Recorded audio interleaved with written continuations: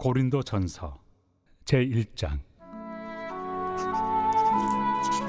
하나님의 뜻을 따라 그리스도 예수의 사도로 부르심을 받은 바울과 형제 소스데네는 고린도에 있는 하나님의 교회 곧 그리스도 예수 안에서 거룩하여지고 성도라 부르심을 받은 자들과 또 각처에서 우리의 주 곧 그들과 우리의 주 되신 예수 그리스도의 이름을 부르는 모든 자들에게 하나님 우리 아버지와 주 예수 그리스도로부터 은혜와 평강이 있기를 원하노라.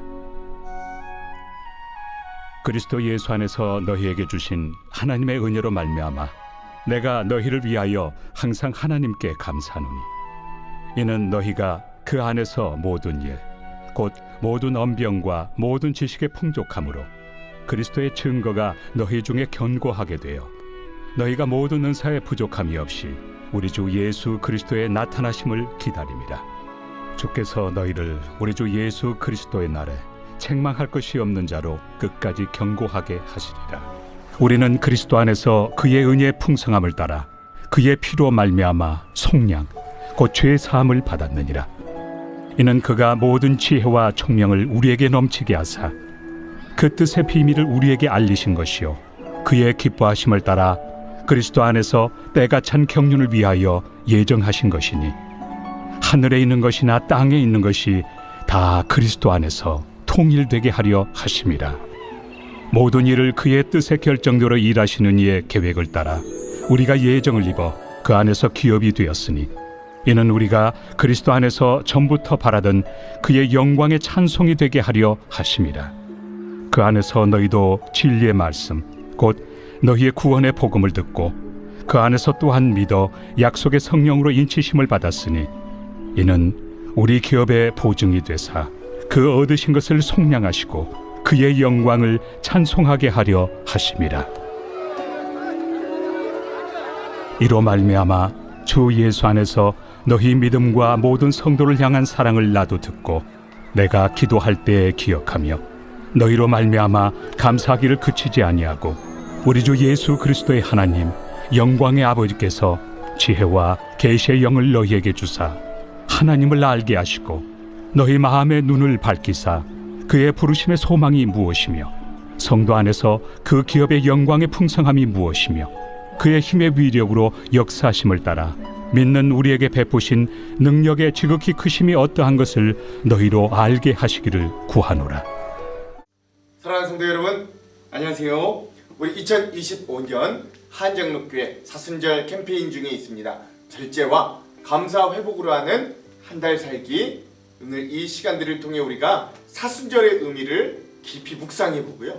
또 제목 그대로 우리가 절제해야 될 것들, 금식해야 될 것들, 불평, 원망, 고집, 미움, 시기, 갈등, 자존심 이런 것들은 한번 절제해 보고 또 우리의 마음 가운데 풍성하게 누려야 될 사랑, 감사, 은혜, 또 주님의 주인 되심을 인정하는 거, 내 죄인됨을 고백하는 빚진 마음 이런 것들은 또 풍성히 누려보는 우리 귀한 시간 되길 주님의 이름으로 축원드립니다. 여러분 잘하고 계시고 앞으로도 잘 될 줄로 믿습니다. 네. 오늘은 18번째 시간입니다. 3월 26일 수요일이고요. 오늘의 주제는 감사회복입니다. 특별히 어떤 감사회복이냐면 내 삶의 변화를 일으킨 주변의 성도들, 이웃들, 사람들에 대한 우리 감사회복이고요. 오늘 본문의 말씀은 두 군데입니다. 고린도전서 1장 4절의 말씀, 에베소서 1장 16절의 말씀입니다. 이 말씀의 내용들을 함께 좀 나누면요. 오늘 우리가 살펴볼 본문은 두 군데입니다. 먼저 우리가 좀 살펴볼 고린도전서 1장 4절의 말씀의 배경은 이래요. 바울은 문제도 많고 탈도 많은 고린도 교회 성도들에게 편지를 보냅니다. 이 고린도 교회는 예수님보다는 어떤 그 예수님을 드러내야 하는 인간적인 신앙 지도자들을 따르는 4개의 분파가 서로 다툴 정도로 교회가 안에서 분열되어 있었고 또 복음의 기준보다는 인간적이고 세상적인 기준으로 교회를 운영하였던 교회입니다. 뭐 바울파, 아볼로파, 게바파, 예수파 뭐 이렇게 4개로나 나뉘어지고 이 4개의 파가 서로를 인정하지 않고 막 다툴 정도로요. 교회 안에서 주도권 싸움을 할 정도로 분열이 극심한 교회였다는 거죠. 이 교회가요 장점이 없지 않았습니다. 이 교회는 재정이 풍부하였고 또 고린도 교인들이요 고린도 지역 사람들인 만큼 세상적인 학식과 언변에 뛰어났습니다. 근데 그럼에도 교회 안에 음란과 자기 자랑과 혼란의 문제들은 여전히 산적해 있던 교회였어요. 그러므로 바울은 이 교회에 편지를 쓰는데 그럼에도 불구하고 바울은 이 편지에서 그가 말하고자 하는 것들을 본격적으로 전개하기에 앞서 감사의 말을 이 고린도 교회 성도들에게 전하면서 편지를 시작하는 거죠. 사실 바울은 고린도 교회에 많은 문제들이 산적해 있다는 걸 알았습니다. 그리고 그걸 고치기 위해 이 편지를 쓰고 있는 거예요. 그럼에도 불구하고 바울은 제일 먼저는 고린도 교회에 어떤 긍정적인 면을 밝혀서 일부러라도 그들에게 감사의 말을 전하고 있습니다. 이런 바울의 감사는 자신이 고린도 교회에 전한 복음이 그들의 삶 속에서 견고하게 서가기를 소망하는 이 바울의 진심에서 나오는 것이고 이후 전개될 이 바울의 책망으로 인해서 고린도 교인들이 낙담하거나 또 마음을 돌이키지 않기를 바라는 어떤 바울의 목표적인 배려라고도 할 수 있는 거죠. 즉 엄밀히 말하면 바울이 이 말씀에서 감사를 전하는 이 칭찬하는 이 고린도 교회 성도들의 면모는 사실 반대로 현실적으로는 이 고린도 교인들이 교회 안에서 문제를 일으키는 대부분의 원인이기도 하였습니다. 그러나 바울은 먼저 이들이 가지고 있는 어떤 기질과 성품과 그리고 지식과 사랑을 감사함으로 먼저 이들이 복음에 대한 용기와 믿음을 잃지 않도록 애쓰고 있는 거죠. 그게 오늘 우리가 필사할 말씀 고린도전서 1장 4절의 말씀이고 오늘 우리가 다 같이 4절에서 5절의 말씀을 한번 읽어볼게요. 시작. 그리스도 예수 안에서 너희에게 주신 하나님의 은혜로 말미암아 내가 너희를 위하여 항상 하나님께 감사하노니 이는 너희가 그 안에서 모든 일 곧 모든 언변과 모든 지식에 풍족함으로 아멘. 그렇습니다. 먼저 바울은 이 고린도 교회 성도들이 복음을 전파하기에 유리한 것들을 잘 가지고 있었어요. 그게 그들의 뛰어난 언변 그리고 그들이 지식을 풍성히 가졌음을 내가 감사한다라고 이야기합니다.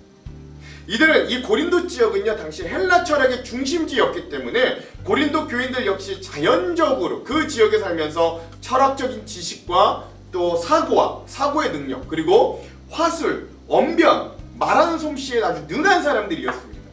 물론 이런 것들이 그들의 교만과 교회 안의 분열의 원인이 되기도 하였지만 바울은 이들이 가지고 있는 이런 은사와 달란트들이 결국엔 좋은 모습으로 변하여 복음을 전하는 데 더 쓰임받기를 원하고 소망하는 마음으로 이들에게 감사의 마음, 너희들에게 이런 걸 주신 하나님께 감사한다고 전하고 있는 거예요.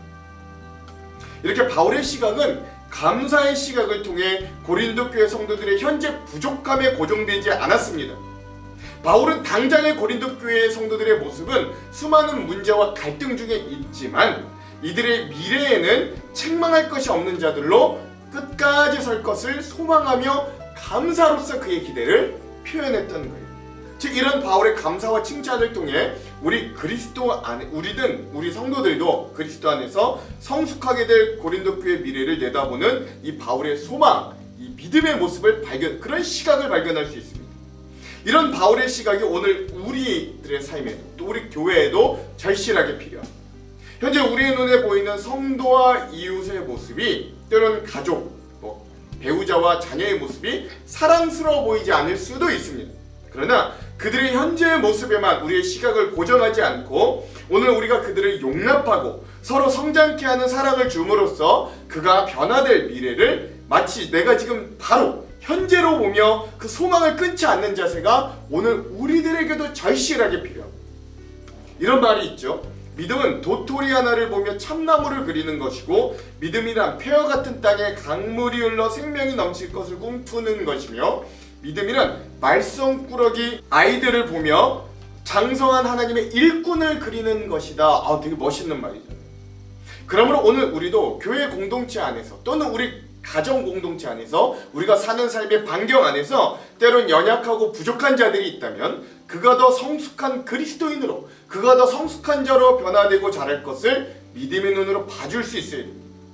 그것이 하나님의 능력을 신뢰하는 감사하는 성도의 모습, 긍정적인 믿음의 모습이기 때문에 그래요. 오늘 우리도 바울의 이런 인사말과 칭찬과 감사와 같이 서로의 미래를 볼 수 있고 소망할 수 있는 우리 가정, 교회, 삶이 되길 먼저 주님의 이름으로 축원드립니다. 오늘 말씀의 또 한 구절의 말씀은 에베소서에 보내는 바울의 또 다른 편지입니다. 다 같이 오늘 또 다른 본문인 에베소서 1장 16절도 한번 함께 읽어볼게요. 시작.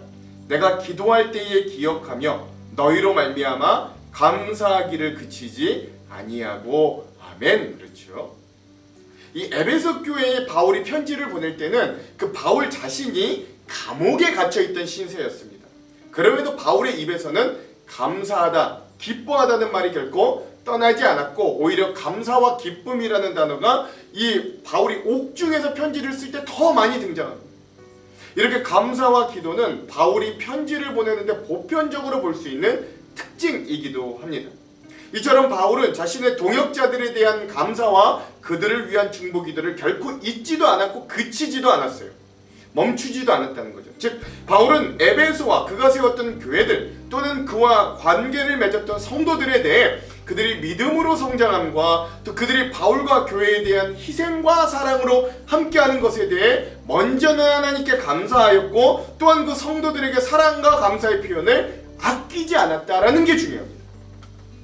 이런 감사와 기도는 우리 그리스도인들이 갖추어야 될 어떤 필수적인 두 가지 요소라고 할 수 있어요. 특별히 그 감사의 제일 우선의 대상은 하나님이 되겠지만 그 이후에 함께 동역했던 나에게 도움을 주었던 나와 함께하는 성도들에 대한 감사의 표시 또한 매우 중요한 우리 신앙인들의 덕목이 됩니다. 뭐 덕목뿐만이 아니라 거의 필수라고 할 수 있어요. 바울이 훌륭하고 뛰어난 복음의 사도인 건 누구도 부인할 수 없어요. 그러나 그는 그와 함께 믿음의 일을 동역하고 물질로 후원하고 그를 위해 중보하는 성도들이 없었다면 바울이 아무리 뛰어났어도 바울이 1차, 2차, 3차 로마로 가는 4차 여행까지 결코 성공적으로 그의 사역을 감당해낼 수 없었을 것은 분명합니다. 그러므로 바울이 이런 성도들에 대한 감사의 인사와 마음은 표현하는 그 마음들은 진심이자 우리 그리스도인들이 필수적인 덕목이기도 한 거죠. 이 말씀에 대해서 한 신학자는 이렇게 주석해요. 교회 공동체에 있어서 서로에 대한 감사 없는 신앙생활은 서로 원망하게 된 공동체로 변질되기 쉬운 토양을 제공하고 반대로 기도 없는 감사 역시 무의미한 것에 지나지 않을 것이다. 그러므로 그리스도인들은 기도와 믿음에 열심을 다하되 하나님께는 물론이요 성도 서로 간의 감사를 잃어버려서는 안 된다. 이런 주석이 있더라고요. 이렇게 오늘 우리도 인생을 살아오면서 가장 절실했던 도움이나 지지나 격려를 다른 성도들, 이웃, 가족들로부터 특별한 순간에 받은 경험들이 다 있을 겁니다. 다른 사람들이 구체적인 격려나 꼭 지도를 해주지 않았더라도 적어도 알맞은 때 내 옆에 곁을 지켜준 자리, 그 자리를 있어준 것만으로도 나의 삶의 흐름을 바꾸게 했던 사람들도 있었을 거예요. 그 시간이 지나면 우리는 우리에게 감동을 주었던 그 순간들을 너무나도 쉽게 잊어버리곤 합니다. 때론 누군가에게 많은 영향력을 받았음에도 불구하고 당시에는 깨닫지 못하다가 어느 날 시간이 지나 돌아보면 그 깊은 사랑의 고마움을 깨닫게 되기도 하죠. 그 사람이 선생님이나 선배일 수도 있고 삼촌이나 고모, 형제, 자매, 할아버지나 할머니 또는 부모님이 될 수도 있고 친구가 아니면 의사나 간호사 또는 신앙적인 지도자가 될 수도 있습니다. 혹은 나의 삶에 잠시 동안 등장했던 우연히 친절을 베풀었던 결과 나의 가슴 깊이 감동을 안겨주었던 그 누군가가 될 수도 있는 거죠. 사도 바울을 이 자신의 어려운 사역에서도 도움을 준 사람들을 사도 바울은 기억하고 있었습니다. 항상 편지의 말미에 또는 서두에 인사를 하면서 그 사람들의 이름과 도움을 구체적으로 말합니다. 바울 사도의 편지가 개인 서신보다는 공동체가 회람하는, 즉 바울이 개인적으로 보내는 것 같아도 교회 공동체가 모두가 보는 서신 편지였기 때문에 자신에게 감동과 긍정적인 영향을 준 사람들의 행위가 많이 알려지기를 바라는 마음으로 그렇게 쓴 것도 있겠지만, 이처럼 오늘 우리가 있기까지 우리의 삶에 결정적인 영향력을 행사한 분들이 또한 우리 주변에 여전히 존재하고 우리도 그들에게 감사해야 한다는 걸 이 바울의 편지를 통해 우리는 배울 수 있는 거죠. 오늘 하루 얼마간 혼자 있을 조용한 장소를 찾은 뒤에, 그래서 오늘은 나의 삶에 변화를 가져왔던 특별한 한 3명 정도의 사람을 한번 떠올려 보시기 바랍니다. 한 번에 한 사람씩 마치 그 사람이 내 옆에 있는 것처럼 말하면서 내가 왜 그 사람에게 감사하는지, 그 감사의 이유와 그 사람이 나에게 얼마나 깊은 영향력을 주었는지를 한번 고백하고 써보시기 바랍니다. 오늘 감사의 제목인 그런 건 한번 써봤으면 좋겠어요. 가슴 깊이 감사가 사무치는 마음으로 진심을 담아 하십시오. 왜 감사한지 이유를 밝히는 것도 중요합니다. 말을 많이 해도 좋습니다. 오히려 많이 할수록 더 깊이 느끼고 더 놀라운 결과들이 나올 수도 있죠. 이 실천이 우리가 할 수 있는 가장 강력한 감사의 행동, 내 삶에 많은 영향력을 끼친 자들에게 내가 감사를 표현하는 좋은 일들이 될 겁니다. 하나 좀 예를 나눴으면 좋겠는데요. 캘리포니아 주립대 리버사이드 캠퍼스에 심리학과 교수 루보 머스키 교수, 여교수님이 계십니다. 2002년 템플턴 긍정 심리학상을 수상했고, 미국 국립정신보건원으로부터 5년간 100만 달러 이상, 우리나라로 치면 15억 정도 되는데, 이 연구기금을 받으면서 영구적인 행복 증진 가능성에 대한 연구를 진행하고 있는 분이에요. 그 실질적인 연구 중에 이런 실험이 있다고 합니다. 캐나다 밴쿠버에 한 10살에서 12살 되는 학생 415명을 대상으로 진행한 실험이 있었는데, 4주간 그 학생들에게 일주일에 3가지씩 감사를 표현하는 친절한 행동을 하게 했던 거예요. 이런 행동을 한 학생 집단이 그렇게 하지 않은 학생들 집단보다 훨씬 행복감이 높았고, 반 아이들에게 인기가 높은 것으로 실험을 통해 이들이 증명했다라는 거예요. 그러니까 두 부류로 나눴는데, 한 아이들은 일주일에 3번 이상은 꼭 남들에게 감사를 표현하며 친절하게 하게끔 했고, 한 아이들은 그냥 그렇지 않게 평소 하던 대로 놔뒀다는 거죠. 그런데 그렇게 감사 표현하며 친절하게 대하게 했던 아이들이 인기도 많았고 행복감이 더 커졌고 성취감도 더 높아졌다라는 것입니다. 이 결과를 해석하면서 이 류보 머스키 교수가 이런 말을 해요. 행복하려면 결과가 필요하고 자기가 노력하는 것만큼 행복을 쟁취할 수 있다는 것이 이 실험의 의미이다. 행복한 학생들이 그렇지 않은 학생들보다 더 생산적이고 사람들과 잘 어울린다. 행복이라는 것이 편히 즐기기만 하는 것은 아니다 라고 말했다는 거예요. 즉 이렇게 감사하는 마음은 힘을 가지고 있습니다. 그 증거가 먼저 내가 행복해진다는 거죠. 내가 남에게 감사할 때 나에게 행복이 찾아오는 거예요. 그러니까 행복한다는 게 공짜가 아니라는 거죠. 우리가 감사를 표현할 때, 우리가 남에게 감사함으로 친절히 대할 때 그때 비로소 행복이 온다라는 거예요. 이렇게 감사하는 마음을 실천하고 느끼는 행복감이 또다시 놀라운 일상의 삶을 연속해서 불러오는 것입니다. 그리고 또 다른 방법으로 나를 감동시키고 격려와 지지해줄 또 다른 손길도 하나님 보내주시는 통로가 되는 거예요. 내가 다른 이들에게 감사해. 이것이 감사의 능력이고 우리의 특권입니다. 그러니까 여러분, 오늘 나는 다른 이들에게 감사의 제목이 되는 사람으로 살아가십니까? 그리고 나는 나의 주변의 동역자들과 가족과 성도들에게, 또한 이웃과 지인들에게 참으로 감사한 마음으로 살아가고 계십니까? 오늘 이 주제를 반드시 기억하며 내 삶의 변화를 일으킨 사람들에 대한 감사 회복이 일어나는 그런 하루 되시기를 주님의 이름으로 축원드립니다. 기도할게요. 하나님, 오늘 우리들에게 좋은 사람들을 많이 붙여주심에 감사드립니다. 그들을 통해 나의 삶이 좋은 방향으로 변화되었고 이렇게 좋은 것들을 누릴 수 있음도 감사드립니다. 나도 주변의 사람들에게 좋은 친구와 성도와 이웃이 되도록 인도하여 주시옵소서. 또한 더 좋은 동역자들을 보내주시옵소서. 예수님의 이름으로 간절히 기도합니다. 아멘. 오늘 이 만나방에 우리의 묵상의 모습을 공유할 분들은 한나 목장과 여호수아 목장입니다. 우리 교회 가장 어르신들인데 여러분 부탁드립니다. 먼저 본을 보여주셔서 꼭 함께 함께 좀 나눠주시기를 부탁드립니다. 내일 예고해드리자면 내일은 샘골과 늘 푸른 목장 그리고 느헤미야 목장이 공의해 주시는 날입니다.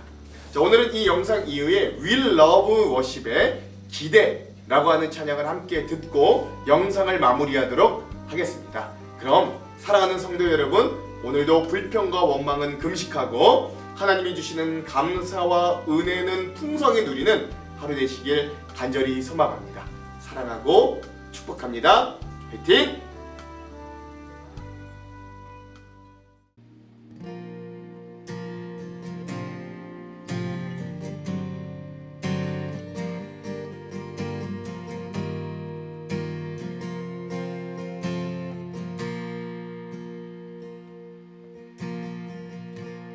주 안에 우린 하나, 모습은 달라도 예수님 한 분만 바라네.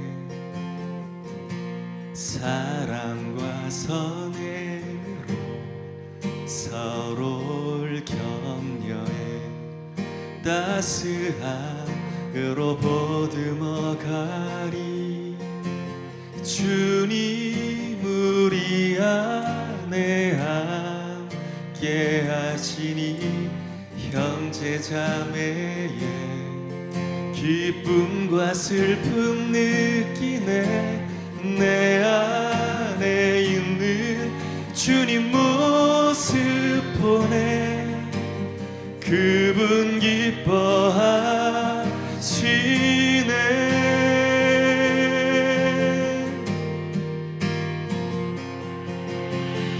주님 우릴 통해 계획하신 일, 부족한 입술로 찬양하게 하신 일, 주님 우릴 통해 계획하신 일, 너를 통해 하실 일 기대해.